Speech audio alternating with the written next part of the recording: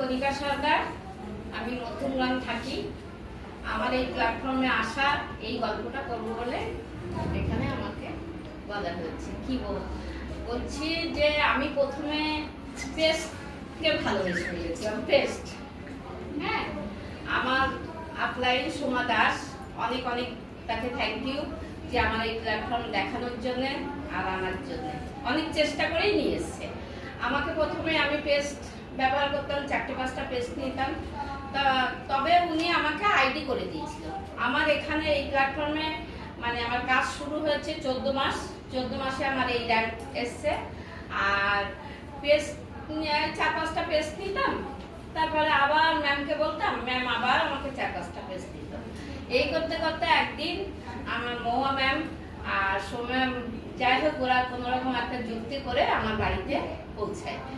আমার বাড়িতে যাওয়ার পরে উনি আমাকে একটা স্কিন কেয়ারের কিছু প্রোডাক্ট নিয়ে আমাকে বলতে লাগে।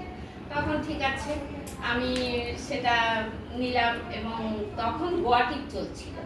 আমি একটু ঘুরতে ভালোবাসি, কিন্তু বিজনেস আমার জন্মের থেকেই বিজনেস, মানে আমি বিজনেসের সঙ্গে যুক্ত।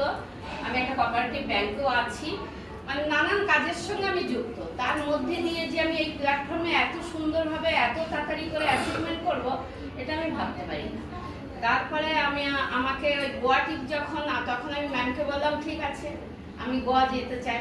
বললো তুমি এই করো, কিছু কাজ দিল আমাকে, সেটা করো, তুমি তাহলে যেতে পারবে।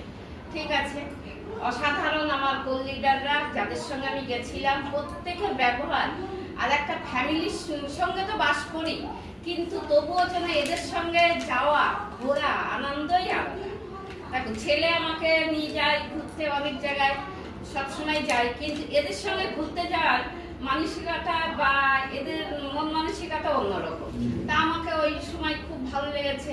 গোয়ার থেকে আসলাম, তারপরে আসার পরে থাইল্যান্ড ট্রিপ, সেটাও ম্যাম আমাকে কিছুটা অফার দিল যে এই করলে তুমি যেতে পারবে।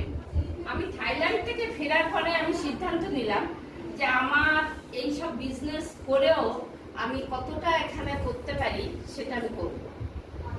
যদি মন থেকে চাওয়া যায় কিছু, তাহলে কিন্তু পাওয়া যায়। এটা একদম আমি ডিসিশন, আমার ডাউনলাইন যারা সব আমার প্রায় মধ্যমগ্রাম, আমার মধ্যমগ্রামে তারা জানে যে আমি কতটা ব্যস্ত। এই মার্চ মাসে আমাদের ইয়ার এন্ডিং মাস, বিজনেসের খাতাপত্র অ্যাকাউন্টস বেশিরভাগই আমি দেখি।